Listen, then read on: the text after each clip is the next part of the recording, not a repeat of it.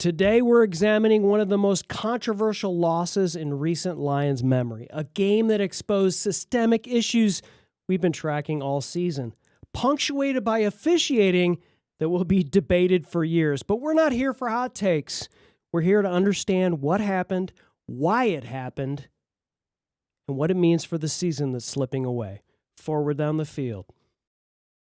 Left, Jameer down to 10. Jameer to the 5. Jameer to the end zone. Touchdown, Detroit Lions. And off Berry. Surge to the left side. Breaks a tackle. And he will take it in. Touchdown. Touchdown, Detroit Lions. That's what I'm talking about. It is caught. Touchdown, Detroit Lions. Amon-Ra St. Brown. Oh, baby, what a play that time. Aiden Hutchinson read that and blew it up. Big time stand by that defense. All right.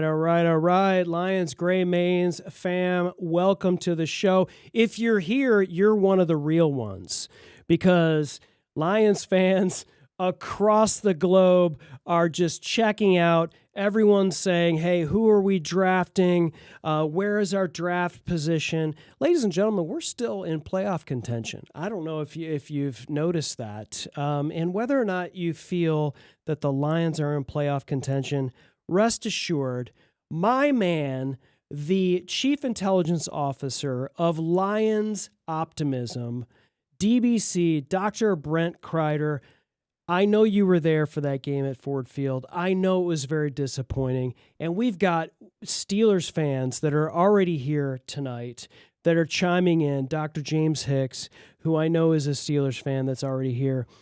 Brent, let's break it down. There's a lot to talk about from the Steelers game, mostly because it's not just about all this stuff that happened at the end of the game, but how does that play out for the rest of our season? We have a few games left in our season, hopefully more than a few games in our season, but leading into the future. DBC, how was the game? And from your perspective, I know you were there. I know the game didn't end up how we wanted it to end up, but let's get your perspective before we roll into it tonight. Well, first, Chris, very, very, I think, apropos description of the situation that we find ourselves in. The Lions fans, and I would say that it was probably the least excited crowd in the last 4 years. The crowds have been ravenous at Ford Field, and there was almost a malaise over the crowd, and much in the way the Lions started the game.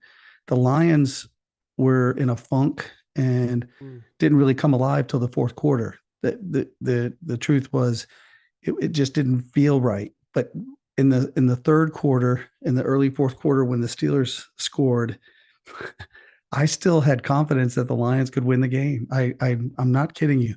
I was very cautiously optimistic that the Lions were going to win the game. And when we scored the first time, the place went nuts. When we scored the second time, the place went nuts. And then the ref announced the touchdown counts. It's ruled a touchdown, but the game. So there was a lot of confusion, a lot of the way he described it. I've heard a lot of folks critique the description that the head official gave there, the umpire or the referee gave on. Yeah. You might want to not want to lead with, hey, it is a touchdown, but you don't have a touchdown. Like, let's not lead with. But the game's over, right? Yeah, I mean, exactly. it was almost that abrupt. Right. And so it created a lot of confusion for the Lions fans because we're like, but do we get the touchdown? The game ends. Is there another play? What we commonly talk about with defensive penalties, do you get another play? If it's an accepted penalty, do you get another play? There's all those questions that you have, and he gave no adequate description of what the end was, other than he walked off the field. Wow. And the fans went absolutely nuts because at various points through the game, there was the ref you suck chants, and there were calls that were questionable, but certainly the calls were not the root cause of why the Lions lost that football game. We'll get into the specifics. Yeah, what's crazy, and we've got a lot to cover tonight. And folks, if you are here live, thank you for being a part of this. The chat's open, so if you've got any questions, if you want to vent, This is a safe space. We talk to fans of other teams that have jumped in our chat. We've talked to Lions fans who are just ready to talk about April already. That's fine. We're here to talk about all of it. We understand it. We've been around here. If this is your first time as a Lions Gray Mains attendee in the live stream or listening to us on an audio podcast, which we do, welcome. And we've been Lions fans all our lives, and we are a little bit long in the fang. So we've experienced the 0-16, and we've experienced a lot of really, really bad seasons, and we're not ready to throw it in and say, hey, let's lose the last two games so we can get an extra 3 tiers on our draft board or whatever we're talking about. It's about winning, and it's about taking that end of the season into the next season, which we've seen even in the Campbell era, Brent, as well. So let's talk a little bit more about the Steelers game. Obviously, a major disappointment. We were favored going into that game. It was a game that I think many thought we should have won. When you look at how the team rallied at the end, came down to with just however many seconds left, there was 2 OPIs at the end of the game, and you've got the pick play with Tesla that came in. And it was like, oh geez, we have a touchdown. Then they called the pick play. From what I saw, looks like a pick play. I think this is like Isaac Tesla is going to learn how to not sort of, he's got to sell that a little bit better. He's got to look like he's running a route. We all know pick plays happen in the NFL, right? Can't lower your shoulder like he did there. And they're like, this is a point of emphasis for our officials. So that's going to get played. That's going to get called at times. Does it get called for every team? No, doesn't get called for every team, right, Brent? And so there was that, and then there was obviously the play at the end of the game where Amon-Ra St. Brown caught the ball short of the line to gain, short of the end zone, but had apparently pushed off Jalen Ramsey to give himself that space to make that catch. Looked like he got his forward progress stopped, but pitched the ball back to Jared Goff. Jared Goff made an absolute athletic play. I mean, everybody wants to dog Jared Goff for him not being an athlete, but that was pretty awesome that what Jared Goff did to make that play to get into the end zone. And obviously the play was called to where Jalen Ramsey and Amon-Ra St. Brown came in. Amon-Ra, did that sort of push off. It was called that OPI, game over, and it was extremely disappointing. Brent, let's talk about your thoughts on that. Well, I was watching Get Up, and Rex Ryan who wore a Lions sweater and had the Lions jingle bell all over it and had a big lion on his chest. And he said the Detroit Lions were absolutely robbed. He said the NFL screwed this up, period. And he went on about it. He went on quite at length about it. What I saw Tesla pushed into the defender. And so it's a judgment call on the official's part as to whether it constituted a pick or not. I'm of the opinion, after having watched it, because when you're in the stadium, it's hard to see every detail, and they don't always play the replays and show specifically what happened. But when I went back and watched the play, it was clear to me that Tesla was pushed into the defender. Now, look, there are teams that practice this stuff and know and anticipate what the Lions are going to want to do. And so, you can defensively create your own opportunities. And I think the second pass interference call was clearly a flop. It was a Dennis Rodman flop. He threw his arms up in the air, and really Amon-Ra just kind of bumped into him and peeled off. And I'm not even sure he extended his arms. Might have kind of touched him, but he sold it, and the defender sold it. So those are judgment calls by the Yeah. official. Yeah. You can certainly see why they would call it. You can In also the certainly biggest see spot why on they the weren't biggest penalties. stage, right? Biggest spot, biggest stage. But what was really disappointing is that there was so much more physicality in the game that wasn't called. Holding of Lions receivers, interrupting their routes. JMO was bumped multiple times in the process of his routes, and that wasn't called. And so the biggest thing I think that most Lions fans struggle with is consistency.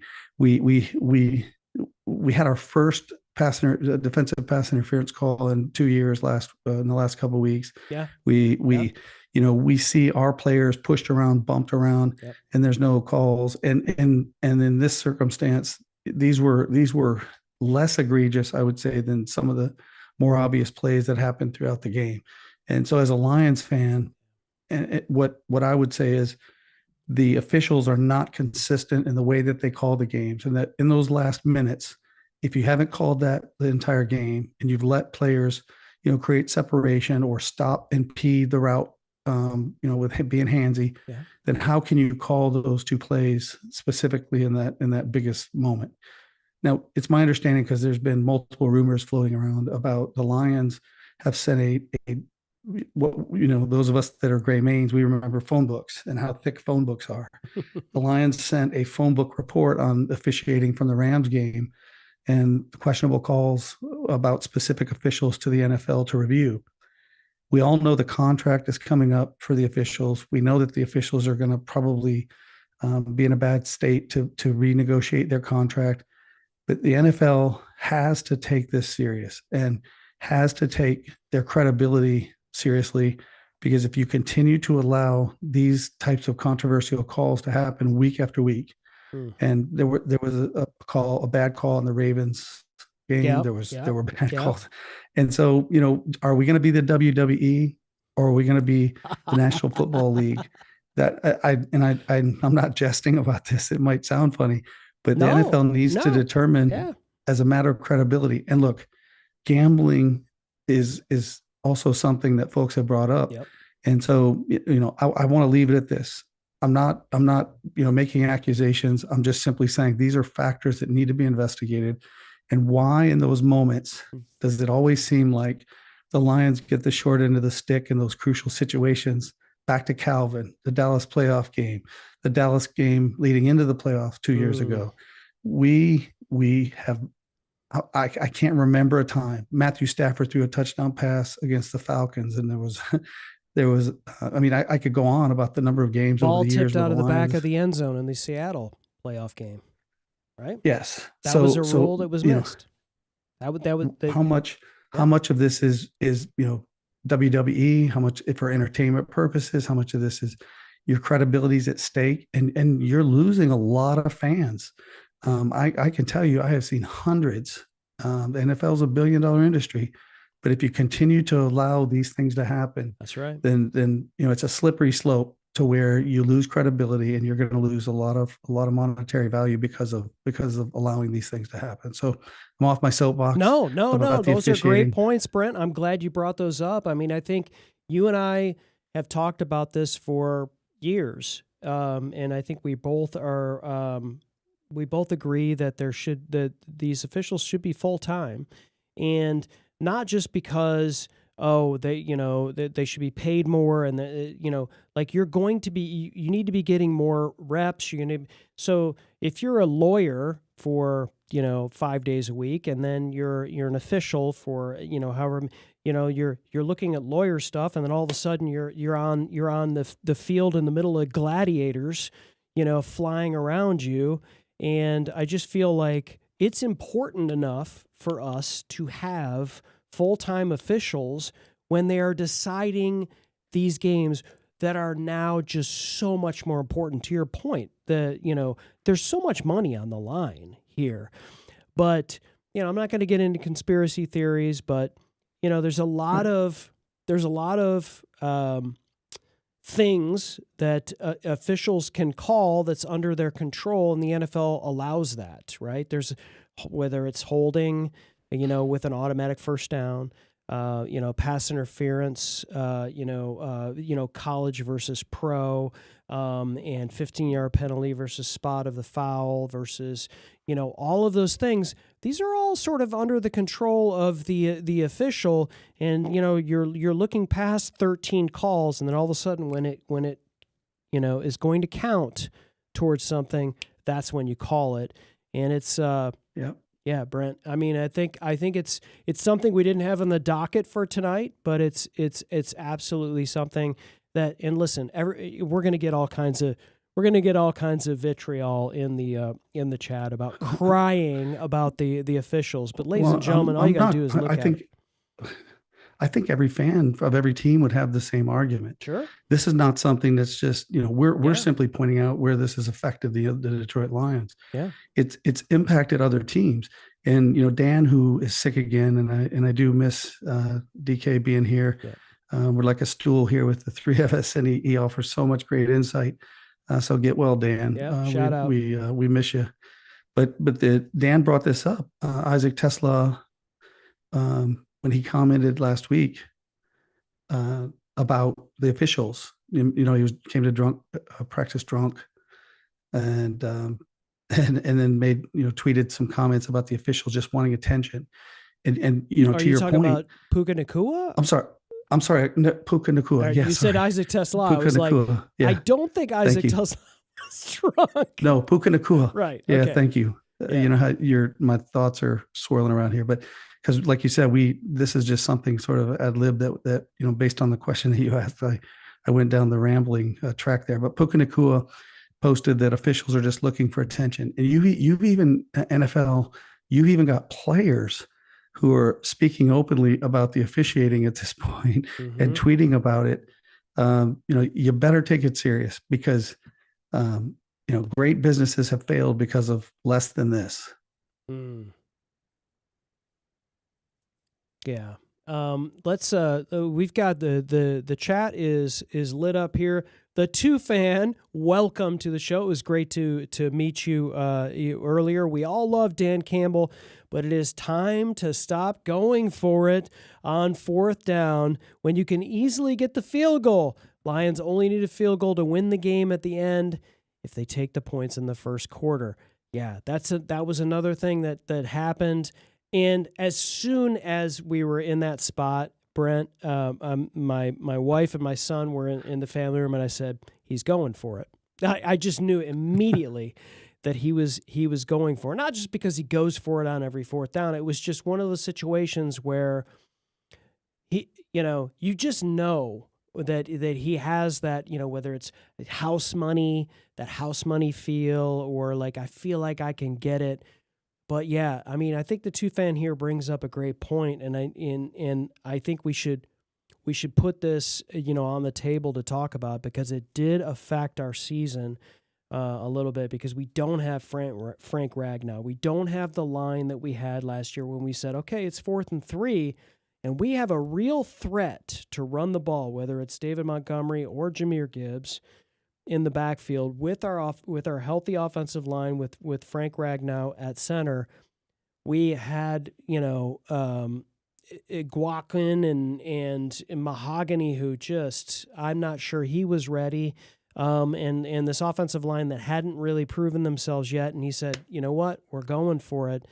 And had we had kicked that field goal and gotten those 3 points, according to the 2 fan, it may have been a different ending. Brent, what are your thoughts?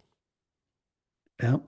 Well, those of you that are regular listeners know my complaints throughout the season about this going forward on 4th down. And DK and I have had a number of heated exchanges about this very topic. And we get back to one of 2 things.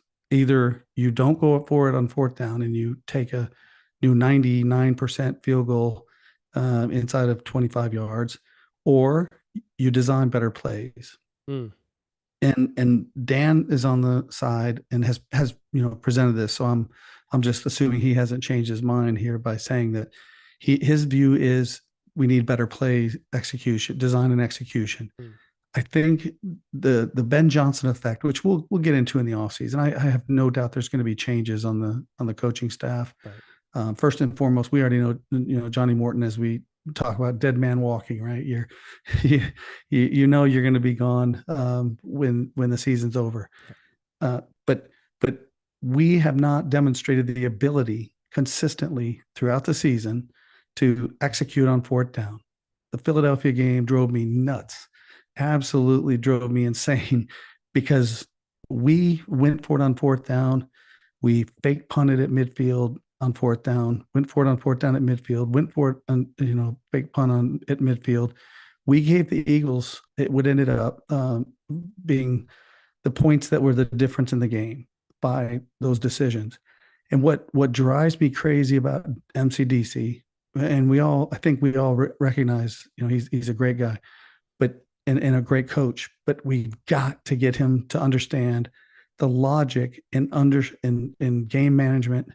And there's going to be times when you go for it on fourth down, and there's going to be times that you don't. And maybe in the off season here, we can break this down, Chris, with Dan and Mike, and we can absolutely show how these failed attempts on fourth down cost the Lions a number of games. I don't want to say a number because I don't know exactly what the number is, but there have been a number of games, including the Pittsburgh game, where this was part of the equation. So to kick the field goal and to determine that the Lions did or did not go for it on fourth down and lost the game by 2 points or 5 points or 3 points. There's something there that he needs to learn from. And we've all known people in our lives that were just absolutely committed up to a disastrous path, knowing it was a disaster, and they weren't willing to take feedback, constructive feedback, and or do self-analysis to say why it was or was not a good idea to do the things that they did. We've all known people in life like that, right? Yeah. And Dan he again at the press conference said, I'm not going to second guess that. And he continues to do it. So either he's going to need to find an offensive coordinator that can design plays that will be successful, or he needs to take the points and win games that should be won by taking the points. Yeah. I mean, this really feels like, Brent, it's a, I mean, you obviously have years and a wealth of experience in leadership, management, leading teams. And when you get in a situation where you're like, okay, this person on my team is not like they're not able to do this, so I have to take on some of their responsibilities, a lot of their responsibilities, because we have to continue to reach the end goal. And in this situation, it was very much like that, where he took over the play calling duties. But we talked about this when it happened, when we talked about him taking over the play calling duties, and we're all just like stoked. Oh yeah, like look how much greater this was. But it was like, yeah, but you do realize when you're doing that, there's only so much capacity that Dan Campbell has, and when he has to take his capacity and then carve out, okay, now I'm calling plays, what is he not paying attention as much to? Because he just can't. The defense, special teams, a lot of this other stuff that we're sort of seeing. If we have a great offensive coordinator, we had a great offensive coordinator in Ben Johnson. We don't have them anymore. This is what happens when you have a great team and you have a great offensive coordinator. They go to become head coaches. That's great. But when you don't have a great offensive coordinator and you have to do that, you don't have the ability to do all of these other things. And so I feel like, yes, this is an off-season thing. It's not like in the middle of the season, Brent, he can go, yeah, you know what, John Morton, you're not calling plays anymore. I'm going to call plays for two games, and I'm going to pull in some other offensive coordinator off the couch and do this. You can't do that. So I think we're sort of seeing some of that. It's like, why is this happening? Why is there a leak here? Why is there a leak here? Why is there a leak here? It's because Campbell can't pay attention to all of these things. He's now calling plays, which was not the plan to begin with at the beginning of the season. Brent, we've got some folks in the chat. Of course, our favorite Lions Gray Mains fam, Wanda Rich. Guys, great to see you. Even though I myself am speechless, we were robbed. Wanda says we were robbed. Well, the Lions were robbed anyhow. I'm glad you guys are back. Make my day. Wanda, I hope I can make your day. It's it's going to be tough with the Lions and their situation, but we certainly do appreciate you being here. And yeah, she's touching on this touchdown, which we hadn't mentioned in the Steelers game. This is that long pass where Anzalone this was the one thing we couldn't do against Aaron Rodgers was, give up a deep ball, especially at the end of the half. So Wanda says their touchdown, which blew my mind in the second quarter when our guys tackled him, he just walked away, allowing him to get up and run in for a touchdown. Brent, any thoughts on that? That just felt like, oh my gosh, how did that happen at the very end of the half? And did that make an ultimate difference in the game, or was it more about the long runs that we gave up? Well, we lost by 5. So there's any number of things we can point to, reasons why you lose the game. Yep. The Steelers were such an inferior team in the big scheme of things that we played as poorly as we could play, and we still had a chance to win the game at the end. What does that tell us, right?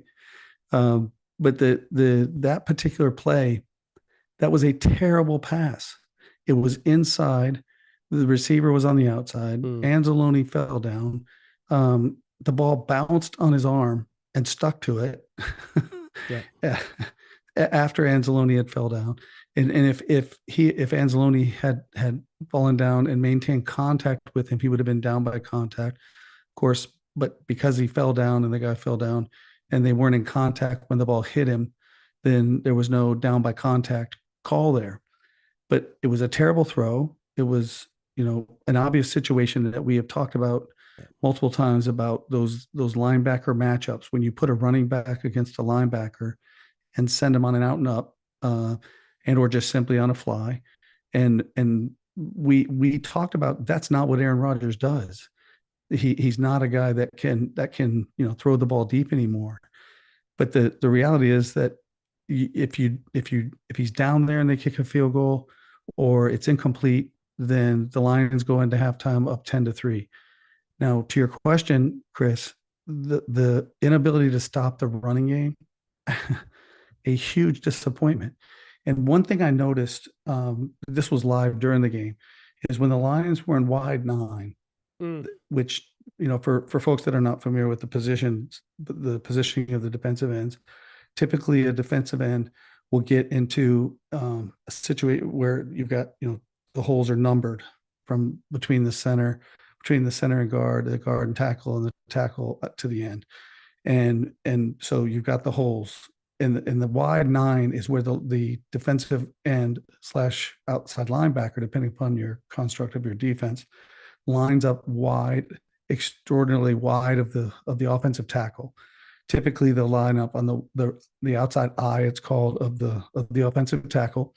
And in the case, the Lions started this year doing this, which they had not done in previous years, was lining Hutch and the other edge on the other side wide, in a wide position, meaning 3 to 5 yards outside of the offensive tackle.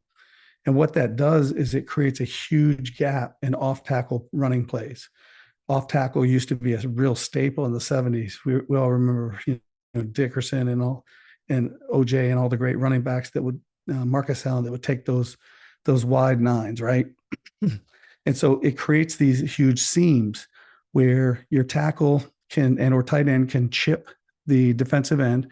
And if you run this with great speed, you then can get to the next level with your guard and your fullback or receiver who's in motion. I noted they ran receivers in motion a lot to get up in that gap.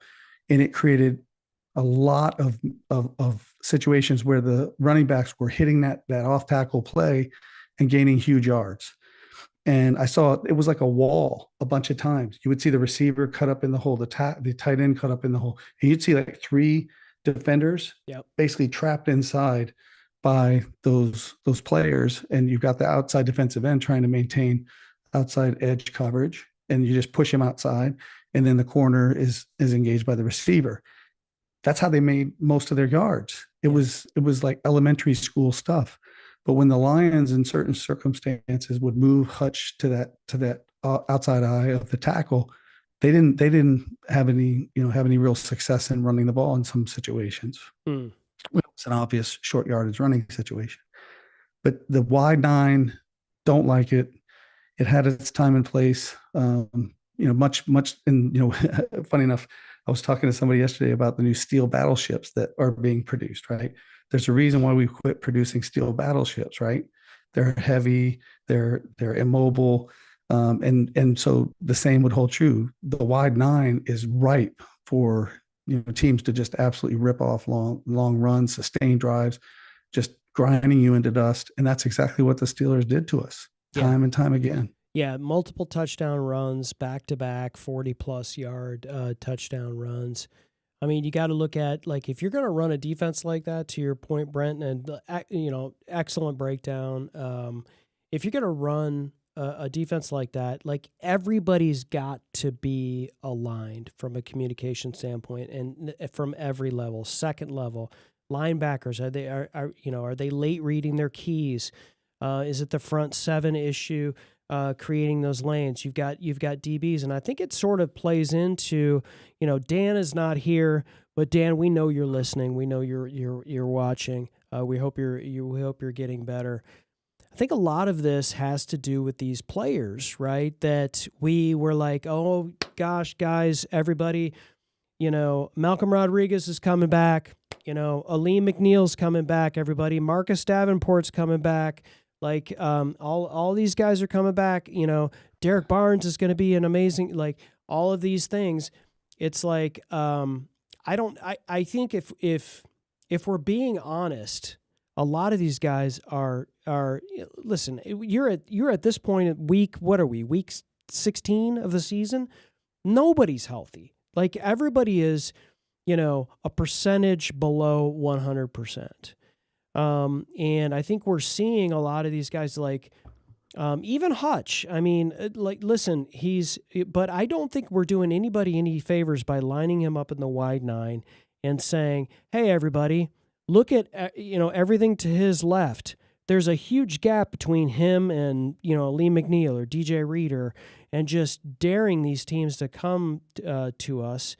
And I think that's a big part of what we've got going on, Brent, is the fact that a lot of these players are out there playing, especially on defense. Of course, on the back end, we know we're missing players, but the players that are back from injury, I don't feel like have really returned and are making impact plays. What are your thoughts there? Yeah, and it leads to conversations for the offseason where we have huge contracts for some of these players, huge, McNeil being one specifically. And truth be told, look at Billy Sims. Billy Sims blew his knee out, right? And Billy Sims was in his prime. Billy Sims was one of the best running backs in football. He got injured. He never got back to it, right? And there's going to be players. Medical technology and science have come a long way since those days. The point that I'm making, though, is that some players just never recover. Yeah. And so the Lions are going to have some hard conversations to have inside of that front office with Holmes and Campbell about, one, drafting injured players. That's everybody talks about that across all the Lions podcasts. So we don't need to rehash that. Taking risk on injured players. But the reality is we've got a number of players that are due for big raises that have injuries, and will either need to renegotiate their contract or move on from them and sign other players because they're huge. $25.6 million, I believe, is what Lee McNeil's due for. And so the reality is this offseason, and we're not out of the playoffs. We still could win these two games. The Vikings don't have J.J. McCarthy planned. He's been increasingly playing better through the past few weeks. And what same old Lions fans are saying, though, Brent? That Max Brosmer is going to look like Joe Montana on Christmas. That's what same old Lions fans say. There have been some Cowboys quarterbacks over the years. What was the? Do you remember the year? that we went and played the Packers, and the Packers had their like third string quarterback, and he threw 6 touchdowns against us? I'm trying to remember what his name was. Matt Flynn. Yeah, he Matt ended up signing a Flynn. big Mike contract Terry- based on that. Matt Yeah, Flynn. thanks, Mike. There we But go. he ended up signing a huge contract because of that, right? We are such nerds. I love it. Mike Terry, you were awesome. Yeah, he got a huge contract from Seattle. Didn't do squat. And Seattle is still paying for it, probably. Yeah, he threw 6 touchdowns against us as a Green Bay Packer. I don't think Max we're not the Brosmer. same old Lions.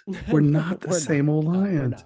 Those arguments are just bitter old people or young people who didn't even live through. A lot of these folks didn't even live through those years, Chris. Yeah, they have no recollection. They remember their dads and their grandfathers talking about it. But there is not even one iota of resemblance between those franchises and the franchise that exists today. Mm-hmm. And look, the best thing.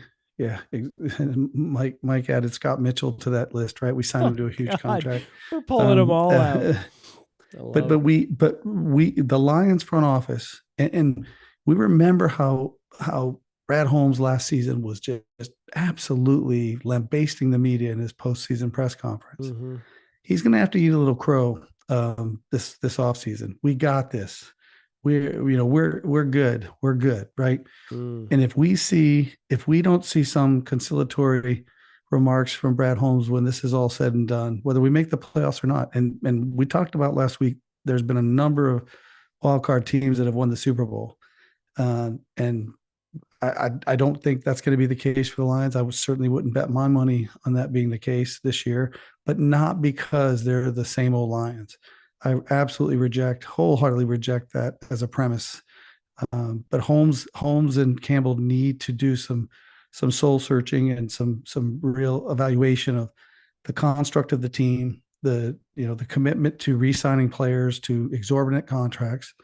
I think there were other ways that we could have negotiated with the players that we ended up signing to. I mean, we were surprised. JMO has come on. We were surprised when JMO was signed to an extension. Made the Pro Bowl as an alternate. A good signing, right? But I questioned the tech. We could have ran Hutchinson another year under his 5th year. We could have signed him to a franchise. We could have had him for 2 more years and had a lot more flexibility than what we're going to have with the signing that we did.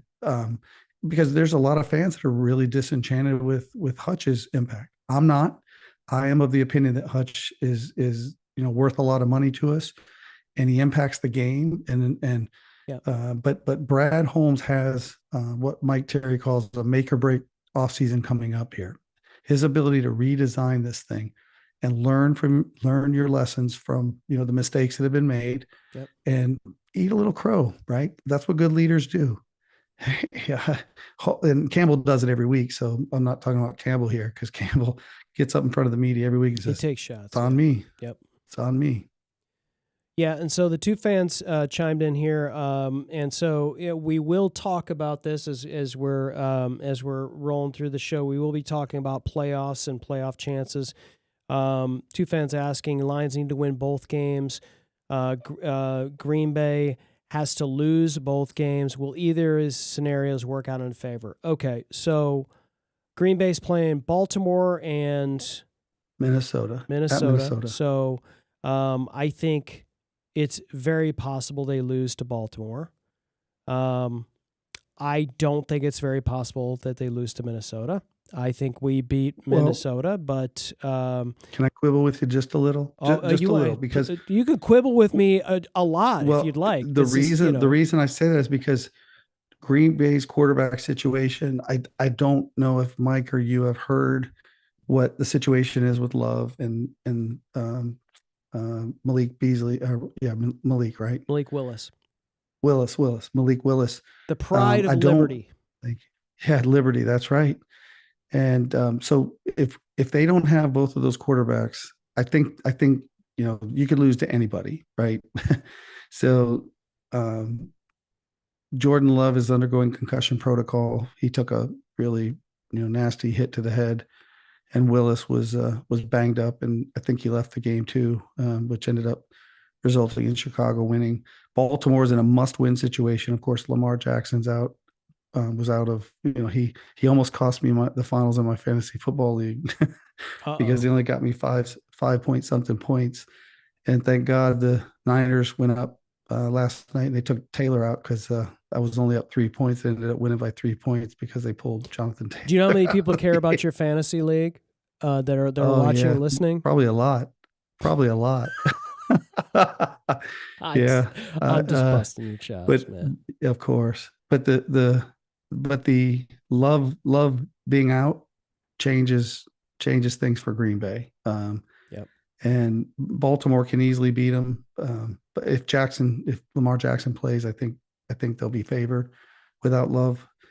But the quarterback situation going into Minnesota could be a major factor in that one.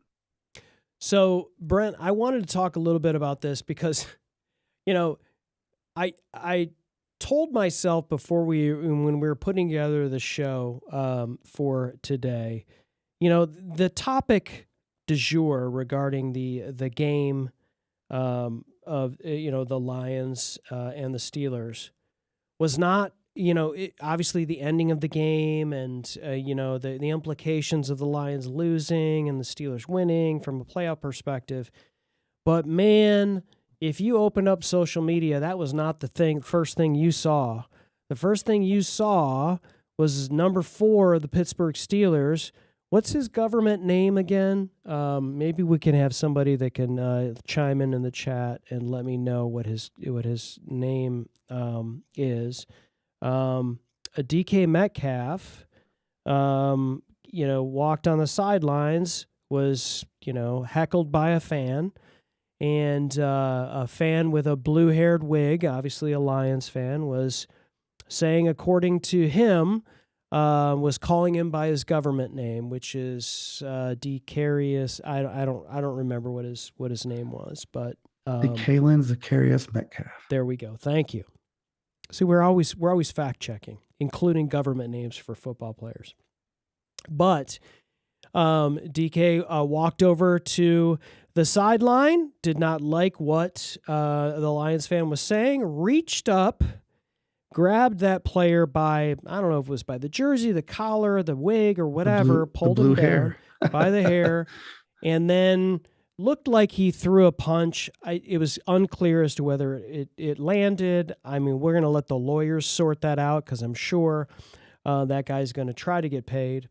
And so then it came out later. Chad Johnson on the podcast with Shannon Sharp said that he got word that DK said that this fan was saying bad words that we'll not say on this podcast that start with N and another one that starts with C, referring to him and to his mother. That's what he said. He said the fan says he didn't say that. He was just calling him by his government name. Regardless, DK put his hands on the player, did that. That was on video during the game. That was filmed. And so here's where I land with this. DK got a 2-game suspension. He's also going to lose incentives in his contract. So this is like a multi-million-dollar problem for DK Metcalf. And then it's come out, Brent, that apparently when he was here for the Seattle game, he had a problem with that same when he was with Seattle. He had a problem with that same fan, I guess.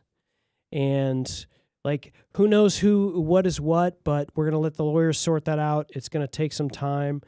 Brent, have you ever seen this? I mean, we've been like, we've been watching this game for I don't know how many years. We saw the Malice in the Palace with exactly. Players jumping in the stands, right? We've seen all this kind of stuff, but never really in a football game. In Detroit. Brent, I'm going to roll. I've talked enough about this. I have my thoughts, and I've given some of my thoughts, but I want to roll it over to you. Maybe it's a good thing Dan's not here, because I would need to hit this other that does that. But Brent, what are your thoughts here on the DK Metcalf situation of the fan? I think it's a non-issue. It has nothing to do with the game. Okay. Has nothing to do with but the result DK of the Metcalf game. was still in the game, made a key block on both of the runs. But the NFL is gonna determine that, the same as free DK, John Groth. John Groth says free name. DK. I know that name. John Groth is an old Air Force officer that I knew from Japan and Maybe Iraq. a Steelers fan. He is a Steelers fan. Okay. Yeah. All right. So free DK, John. All right, John. Thanks for joining us, buddy. Yeah. Yeah. The Steelers are going to go real far, John. I think wild card might be your best hope, but anyway, it has nothing to do with the game. Absolutely nothing to do with the game.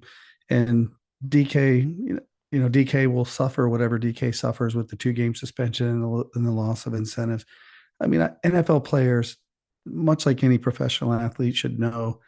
Thanks, John. Should know that you can't engage fans like that. You gotta just listen. You're gonna get called names. You're gonna get called profane names. You're gonna be made fun of. And funny enough, when I was at the Lions Green Bay game last year, they were calling our big offensive tackle number 70 reports eligible. Number 70.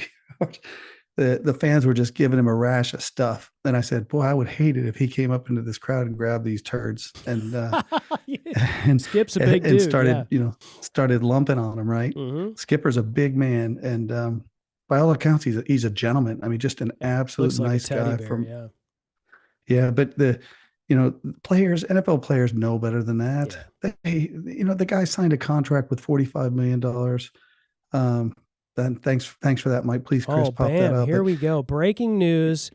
DK Metcalf's suspension has been upheld by the NFL, so that is a massive blow to his checkbook. That is huge because that's but not you only know a you huge signed fine. a contract. Oh man. Right, Chris? You know, I mean, I'm an NFL player. Wow. I make hundreds of millions of dollars. Woo. And I've got a $45 million incentive tied specifically to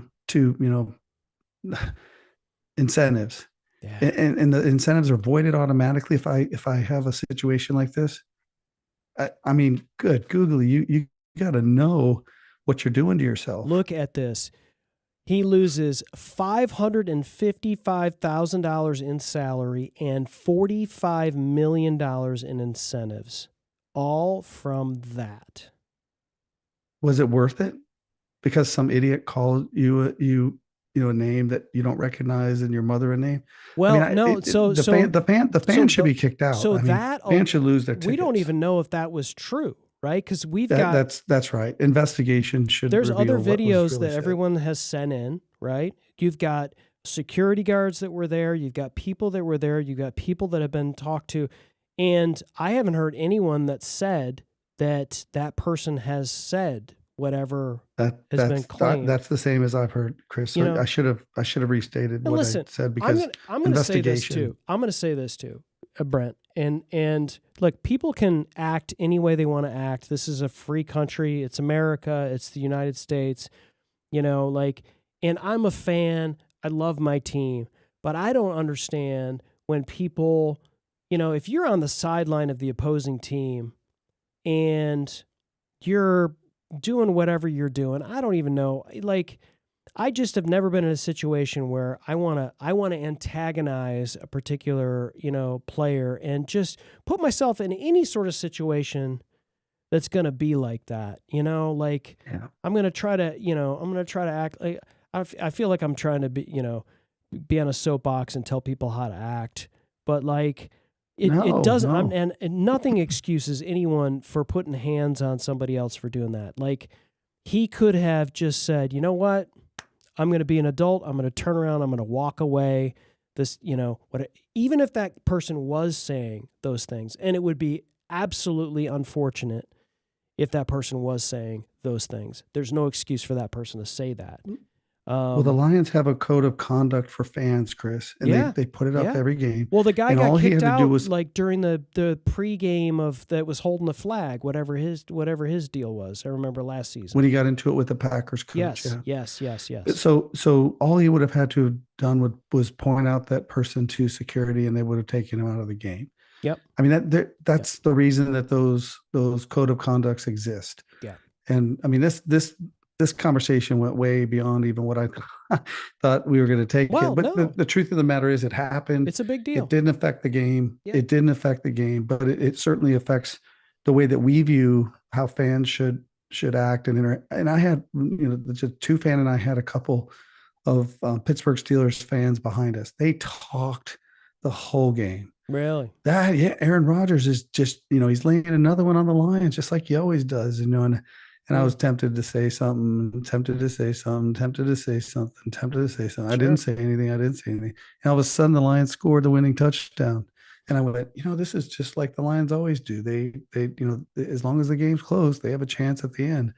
And they left because they thought the game was over, that the Lions had won. They just disappeared. And but you took the high road. You're not going to be on a viral video of somebody throwing hands at somebody else and stumbling over, and we see those, and that's unfortunate because I think people get the wrong idea about. Well, Detroit has great fans. Yeah, Detroit. I mean, I'm telling you, there was a Bears fan. Remember when the ball got kicked out of the end zone when Aiden sacked and we came back shockingly and won that game, and he punted the ball. This Bear fan was screaming, "Where y'all going? Where y'all going?" The Lions fans were just pouring out, and I'm like, I think the Lions can still win this game. Yep. And he took it like a man. Afterwards, I said, it's funny because you were talking all that trash, and now the Bears lose the game, and he's like, we lost the game, right? And he was very nice about it. It's okay for fans to chitter chatter a little bit and have fun but there's a line that you just don't cross from a player's perspective, certainly, because your livelihood, you're given the blessing of working in the NFL and making millions of dollars, and if he knew, which he signed the contract, had $45 million in incentives that could have been voided for any kind of altercation, he's I mean, I hate to say it, but he's dumb for even engaging like that. Mm-hmm. Yeah. All right, Brent. So, and Wanda, we just found out that Metcalf, he fought that suspension but lost. So that has been upheld by the NFL for DK Metcalf, and unfortunately, he's out a lot of money, and who knows. What's going to happen with his contract and everything else. So, Brent, let's talk really quickly about Christmas afternoon. The Detroit Lions traveling to Minneapolis to play Max Brosmer and the Minnesota Vikings, who are out a lot of players.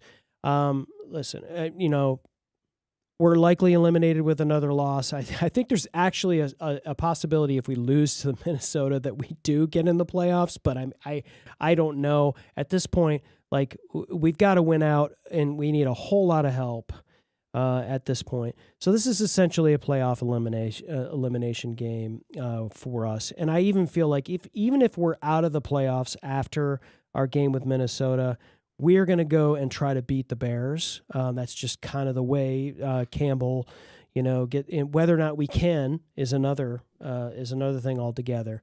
But this is a must win for us. There's still hope there. We've got to get our running defense together. We've got to get our rushing offense together. We can't get 15 yards rushing. We got David Montgomery, posting on Instagram with these sneaky things that makes it look like he's history. So somehow, if we're going to get back into the playoffs, do you trust this team to go on the road and win a playoff game, even if we do make the playoffs? Given what we've seen this past month, Brent? I mean, look, we came back and we beat the Giants. We played well to come back. We played well against Dallas. Our secondary was questionable at certain points in the game. We came back against Pittsburgh. How did the Detroit Lions fix the malaise that's happening at various points in the game? Jared Goff was on I believe it was 97.1 in an interview, and he said, look, the Lions, our offense, we have to basically we have to have the mentality to score every possession. That's not a quote, but just I'm paraphrasing. And he's right. The Lions offense has to come out and zero punts would be the goal. You have to try to do that. Brian Flores' defense, as we all know, pretty creative defensive play caller, yeah, who can put some really good game plans together. The Lions have managed to be pretty successful, other than earlier this year against their defense. And last year we had their way with them in Detroit, and certainly we won in Minnesota. The Lions offense has to play a near perfect game. Special teams has to be impeccable.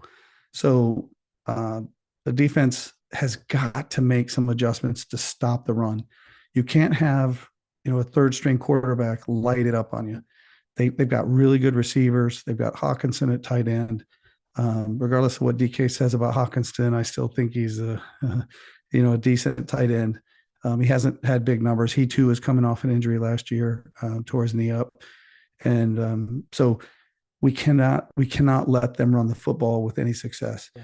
And then the other thing that I'll point out, Chris, that has just killed us in the last few games is those little short dinks, those 5-yard hooks, ins, outs. Aaron Rodgers did it to us. The Giants did it to us. The Cowboys were very successful in the short game, passing game. We talk about the recipe for success, forcing teams to go the long way to the other end.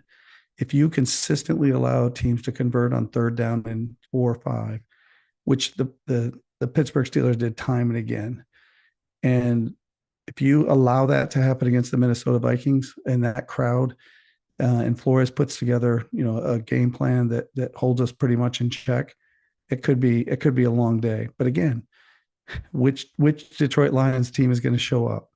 And Dan Campbell is still Dan Campbell. He's going to have all the passion in the world, and he's going to say, fellas, you're playing for your careers. You're playing for your contracts. You're playing for the Detroit Lions. We have to play like a Detroit Lions team. And I meant to bring this up earlier, just real quick here. We were physical. The last 3 years before this year and early in the year, we were physical. We did not get run on. We were number one, I believe, last year against the rush up until when Hutch got hurt. And we ended up certainly in the top tier of teams against the run. We are not able to stop the run. We have to be physical. We were known as physical. We were going to run the ball on 4th and 1, and we were going to make it. And thanks for looking into the statistics on 4th down conversions, Mike T, because we're down about 11 points in 4th down conversions this year from last year. And we were about 66.7 this year. We're just over 50%, 55.6% success rate on 4th downs. I think we have to make some decisions this week to punt the ball if we find ourselves in a situation, unless you're going, let's just rip it and grip it and rip it kind of attitude, and we're going to go for it on 4th down. Then that's so be it. You go down with the ship, right? And I think we were number one, Mike, before Hutch got hurt. And then we started losing Lee McNeil. We started losing, there were a lot of injury considerations, but the Lions prided themselves on being physical. I don't sense that. I don't sense, like in the previous 2 or 3 years, the Lions were going to come into the game and be physical and out physical you.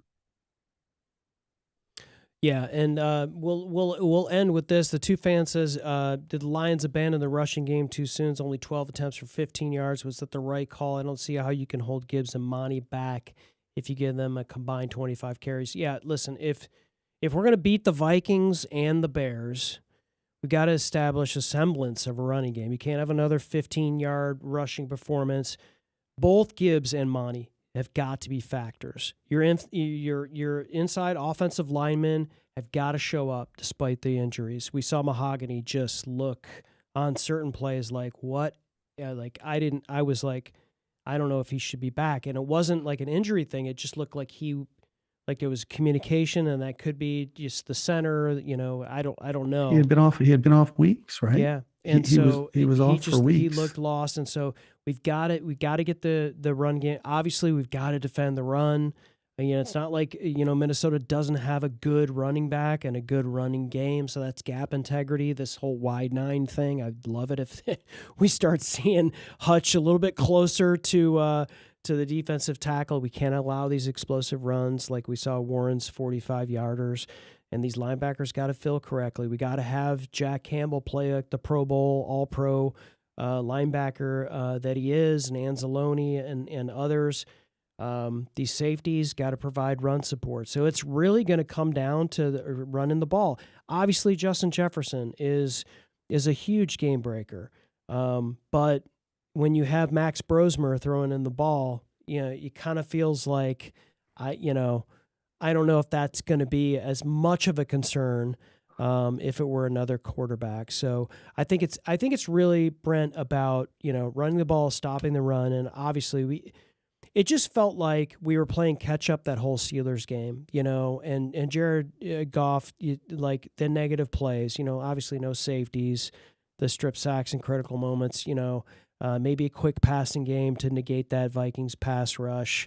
That's the kind of thing that I'd like to see. And you would hope that the Vikings kind of being, out of it won't be like trying to be spoilers in that kind of situation. We can kind of take advantage of that. So that's kind of my keys to the game.